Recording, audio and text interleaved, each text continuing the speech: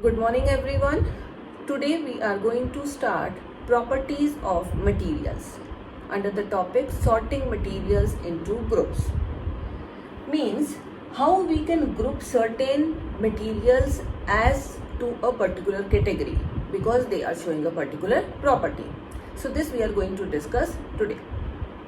Before continuing about the properties of material, first thing I just want to ask you, have you ever thought why we are not making raincoat of a cloth? Rather we are using something which is having ability not to absorb water, that is used for making the raincoat. Obviously the substance which can absorb water will be of no use while the rain is there. So same way, if I am talking about jewelry, you might have noticed jewelry is made up of gold and silver specifically. It is never made up of iron. Then again, I should thought about why jewelry is made up of certain materials only, why not other materials are used for making jewelry. Keeping that thing in mind, I must be knowing about certain properties of materials which make it different from the other materials. And this is what we are going to discuss in today's topic. First property which we are going to discuss is appearance. Appearance means how a thing appears. What does it look like when at first you will have a glance on the material, then how will it appear? That is the first property we are going to discuss. Now, when we look at the appearance, you will find certain materials are lustrous. Lustrous means shiny, and certain other materials are not at all shiny. So maybe I want some places where there is requirement of shiny material. Like I can talk about jewelry only. If I use gold and silver, it will give a very good shine. But if I make the same jewelry of iron or wood, then obviously it is not going to give you shine. So I am talking about that very property which can be easily just looked on. Appearance is something which can immediately be observed by anyone, and shine is called as luster. So some substances are categorized as those which are having shine, and those substances are called as lustrous substances, and these are used for this property only because they are giving shine. Whereas certain other materials which are not having the ability to shine are called as non-lustrous, and these are used where shine is not at all required in the material. Understood? Means looking at a particular material, if we find it is shiny, then it means it can be used at a place where shining is required. And if the material is not showing shine at all, then it is kept in a different category and will be used where we are not requiring the shine of a particular material. Okay, this is about our first property, that is appearance. Next property which we are going to discuss is texture.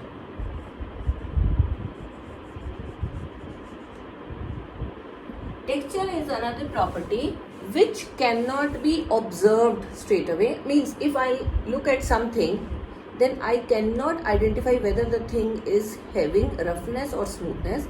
For that I need to touch it. Okay, so texture is one property in which we need to just touch the substance, have a feel that what kind of material is used to make that particular material.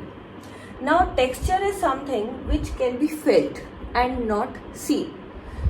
Sometimes we can have an idea that whether a substance is having rough texture or it is having smooth texture. So that can be under some cases only, but we can just get an outlook.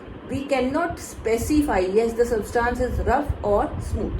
So on the basis of whether the substance is very soft on touching and have no up downs like this, then it means the substance is smooth. Means it will not have these ups and downs and it will be straight like this when I'll touch, then it means it is smooth. Like my marker, if I'll touch it, I found it is to be very smooth. This is called as the smooth texture of the material. But if I'll see something else, like at the tip of the marker, it is up and down on the side, same way it will give such appearance, somewhere it is up and somewhere it is down, then it is called as having rough surface. So obviously again the things are required to be made accordingly only, where they are used either for the purpose that they are very smooth, and somewhere else the things are required to be made up of rough surfaces. A very common example which you come across every day is your blackboard. Blackboard is not smooth at all. It is having very minor roughnesses, means ups and downs are there but at very small level. This is why when we rub chalk on it, it will hold the chalk particles and will appear as that we are writing on it. So nothing can be perfectly smooth. We can have certain materials which can be smooth, on which we cannot write. Like you cannot write on this with the help of a chalk, but with the marker you can write, and it means marker is having such thing which can give an impression on this. But if you are talking about the green board, then it is very convenient for us to write with the help of a chalk. Now chalk is also having roughness on it. When you will hold, you will find it has turned rough when we are using it continuously. Same way sand is very rough, soil surfaces, ground is very rough. For your games period, you are always advised to play in the games field. Even in the recess also you are advised to do so, because there it is roughness and you can easily move on those, whereas on the plain or smooth surface it will be very difficult for you to even walk and playing, because while playing you are running, then there are more chances of slipping. So this is why we are preferring the materials on the basis of whether the material is having a rough surface or a smooth surface. That is actually the texture of that particular material. Third property which we are going to discuss is hardness. Now hardness again is a property under which we are keeping two categories. One is something which is hard and another thing which is soft. So this can be easily understood with the help of an example. If you will try to take cotton in your hand, you can easily just compress it. Compress it means the thing is considered as soft. Whereas if you will take a duster in your hand, or if you will take some utensil in your hand, you are not able to compress it. That means the substance is very hard. So anything which can not be compressed, that is called as hard, and the thing which can be compressed is called as soft. So soft materials are those which can be compressed. What do you mean by compressed? You might be thinking that what does the meaning of this term compressed? Compressed means like this is a material. If I try to press it, so it may come a little soft on pressing. That is compression. Now soft materials can be easily compressed, whereas hard materials cannot be compressed. So that is another category of materials on the basis of their one main property, that is hardness. Either the material will be hard and or the material is soft.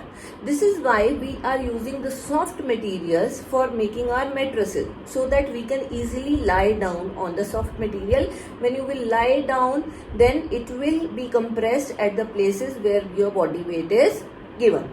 So if you are lying on a mattress, it will take the shape as your body is putting weight on it. But if your mattress is made up of something very hard, then it will not take your body shape and it will not be compressed on lying the weight of your body, and you will not feel relaxed. Rather, it will give you a very stiff feeling and you will not feel comfortable. So this is another property, hardness, which is again helpful in categorizing materials according to the use they are being applied for. Next property we are going to discuss is state. State means the physical state of that particular material. All the materials are not solid, all are not liquid, all are not gaseous. if we have to use a certain material, we obviously should know about the state of the material. That will be easy for us to make use of it. Like substances are categorized into three main states. This is solid, liquid and gas. Now depending upon whether a substance is solid, then only it can be used for the places where solid material is required. If I am talking about a particular material and it is not existing as solid, then how I can use it? Whereas some other substances are always in the form of liquid and some others are in the form of gas. So depending upon their physical state, we are using them. Now what happens in solid? The particles in the solids are very tightly packed. Tightly packed means very close to each other, and these cannot be compressed. Okay, so it means solids are generally hard. Liquids are those which have particles not very tightly packed, means they will have distances between the particle that makes it a little loose. Okay, and these particles, these materials can be compressed to some extent. They will occupy the space and will take the shape of the container in which it is being poured, whereas solids will have their own shape. Then third is the gas. Gas have particles very loosely bound, means the particles are very far away, they are not tightly packed and they will occupy more space. They again have the ability to take the shape of the container in which they are being filled. So on the basis of this, we can just say that because the particles are tightly packed, they cannot be compressed. These materials are called as hard, whereas liquids and gases are a little soft. We cannot compress them to much extent, but we can compress them to certain extent depending upon whether we require their compression or no. So this is again another property which is the physical state of the material, which will help in deciding whether the materials are categorized in the categories of solid, liquids and gas. Next property is solubility. Now solubility means ability of a substance to dissolve in water. Especially I am talking about water here. If a substance is having ability to dissolve in water, means when it is added in water and we mix it properly, stir it for some time, it disappears, then it means it is soluble in water. If it is of no color, then obviously the solution will come out to be colorless, and if it is having some color, the solution will come out to be of some color. The substance which we are talking about, that is called as solute. The material which I am talking about is called as solute, added into solvent, which is water here, and will lead to the formation of solution. Now solution can be colorless or colorful depending upon the solute or solvent being used. Now solvent here is water, so water is colorless, so any solute which I am going to add will ultimately give the solution. The substances which are having ability to form solution in water are called as soluble substances, whereas other substances which are having ability not to dissolve are categorized as insoluble. Like soluble and insoluble are two categories on the basis of their property of solubility. If I talk about sugar, if it is added in water, it will disappear in no time if I keep on mixing it. But on the other hand, if I'll add sand and try to mix it, or chalk powder, if try to mix it in water, it will not disappear, it will remain there only. So that means chalk powder or sand is insoluble, whereas sugar is soluble. Salt, if you will add, that also will turn out to be soluble. So depending upon that only we can use the materials, how these are required. This is about the solubility of the solute, because my solute is solid here, that is about the solid. If liquid I will talk about, there are certain liquids which will dissolve in water, certain others will not dissolve. Like vinegar, you know vinegar which is being used in the kitchen, that if you will add in water it will be soluble, but if you will try to pour oil in water, it will not be dissolved, it will not disappear, rather it will form a separate layer. That means it is insoluble in water. So soluble means vinegar is soluble in water, that is an example of a liquid soluble in water, and insoluble liquid is oil that will not be dissolved in water. Gases are under most of the cases soluble in water, and this is why aquatic animals survive, because they will take oxygen from the water in which they live, and they will give out carbon dioxide into the water, and that carbon dioxide remains dissolved in water. So most of the gases are soluble in water. So this is about another property of materials on the basis of which these are categorized into different categories, that is solubility. Next we are going to discuss about another property, which is density.